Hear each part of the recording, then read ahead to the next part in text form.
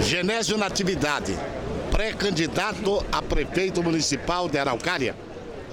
Bom dia, Luiz Fernando. É um prazer falar com vocês do Impacto. E, na verdade, nós estamos discutindo o interesse da cidade, vamos discutir o orçamento da cidade e em 2016 nós vamos preparar, nós temos que ter uma renovação na política do Brasil, né? E nós queremos participar desse processo de renovação.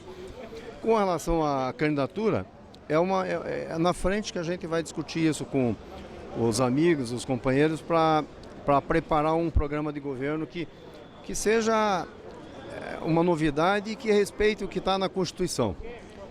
Como o advogado e o especialista em política Genésio Natividade vê a política de um modo geral? O Brasil está numa situação de mudança, eu já tenho dito isso há bastante tempo, e o exemplo disso aqui no Paraná, e que está na vanguarda hoje no Brasil, é essa investigação aí da Lava Jato, que está quebrando toda a lógica da política tradicional que vigorou no Brasil em décadas atrás e ainda vigora no nosso país. Está havendo uma mudança e eu estou otimista. Eu acho que aquilo que antes ficava escondido na sombra está vindo à tona e isso é muito positivo para o Brasil e vai dar uma esperança para a juventude para mudar, né? Nós queremos um país decente, um país honesto, né? E não do jeito que a gente tem assistido hoje na televisão e no Congresso, né? Simval Dias, um especialista em política e um especialista em boca maldita. Como vê o governo federal na atualidade? Olha, não diria especialista em política. A gente tem acompanhado, a gente tem, né, toda a trajetória política. A gente percebe hoje o quadro político do Brasil um pouco difícil, né? O quadro econômico também com dificuldades. É um contexto que não é só do Brasil econômico, é um contexto internacional que afeta, mas o Brasil também afetando. Agora, o segundo semestre do Congresso Nacional iniciou essa semana. A gente percebe que as discussões e os debates em Brasília estão bem acalorados. A gente não tem ainda uma ideia do que pode acontecer, né? Então, vamos aguardando, acompanhando, né? Mas dá para perceber que é um quadro bem complexo, o quadro político. O quadro político do Paraná. O quadro político do Paraná passou também por algumas turbulências agora no primeiro semestre, né, com as medidas que foram aprovadas aqui pelo governador do Paraná. Passado esse período, parece-me que as finanças do Estado agora, né, com a nova arrecadação, melhoram um pouco, mas também tem alguns problemas de natureza, né, que está sendo avaliado. Agora, os dois, tanto o governo do Paraná como o governo federal, estão iniciando agora, é o primeiro ano de mandato, né?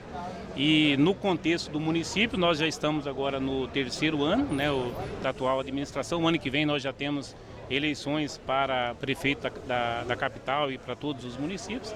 É quando a população vai ter a oportunidade de se manifestar, né, de como está o quadro político nacional. Agora, foi uma pena que o Congresso Nacional ainda não deu uma diretriz para nós termos uma unificação de eleições do Brasil, para a gente ter a oportunidade de eleger o presidente, o prefeito, o vereador, o deputado, o senador, tudo na mesma eleição. Porque a minha avaliação é que para o país é muito difícil a cada 2 anos você ter uma eleição. O custo disso é muito elevado. E eu acho que poderia facilitar se fossem as eleições unificadas. Em especial, a administração Gustavo Fruit. Olha, a administração do Gustavo Fruit está, né, agora completando já o terceiro ano, que a gente acompanhou pela imprensa quando ele assumiu, que assumiu a prefeitura com algumas dificuldades. Agora, eu acho que esse período também de adaptação já passou e acredito que agora, a partir desse terceiro ano e quarto ano, né, deve ter uma nova diretriz para a administração, até porque o ano que vem é ano de renovar o mandato.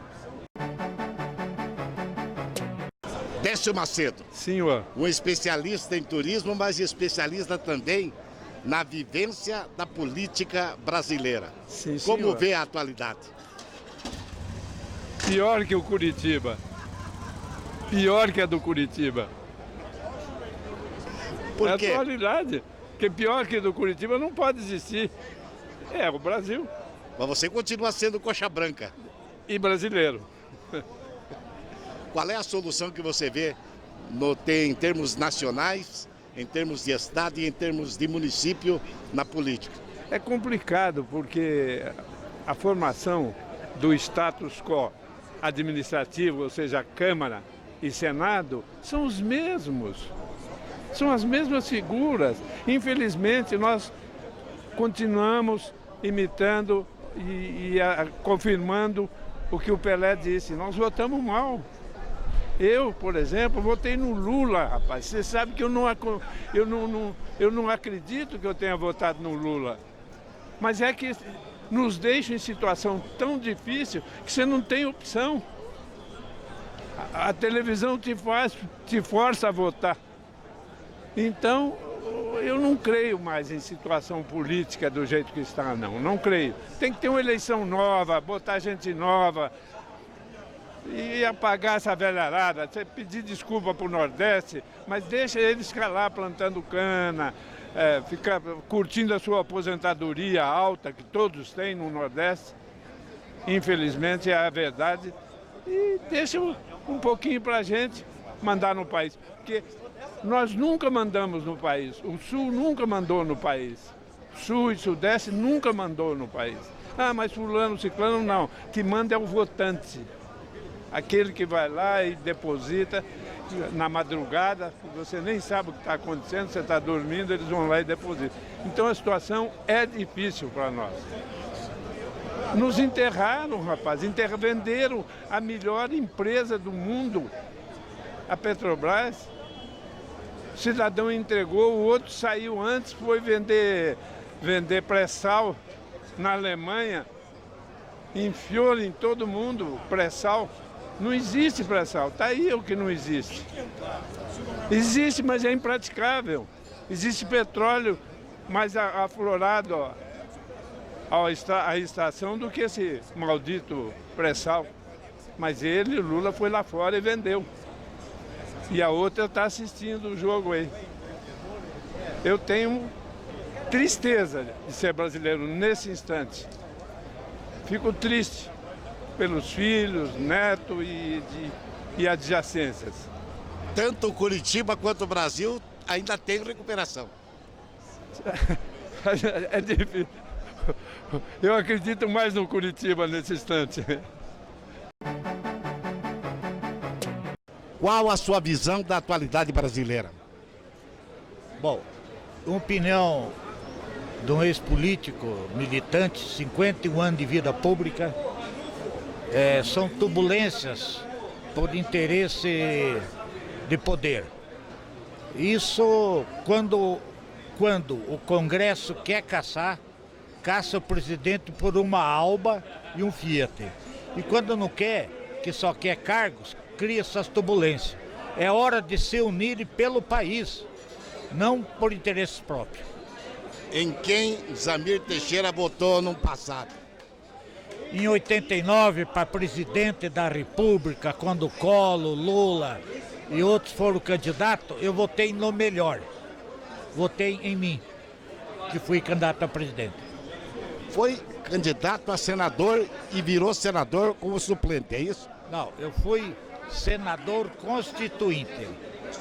Eu disputei pelo Acre, que eu sou eleitor acreano há 35 anos, né?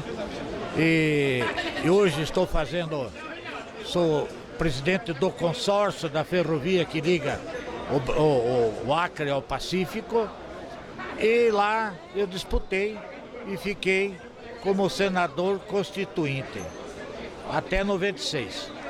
A ferrovia prosperou agora? Estamos fechando o consórcio para fazer o projeto para licitação do trecho de exploração, implantação e exploração com o governo chinês e empresas paranaenses.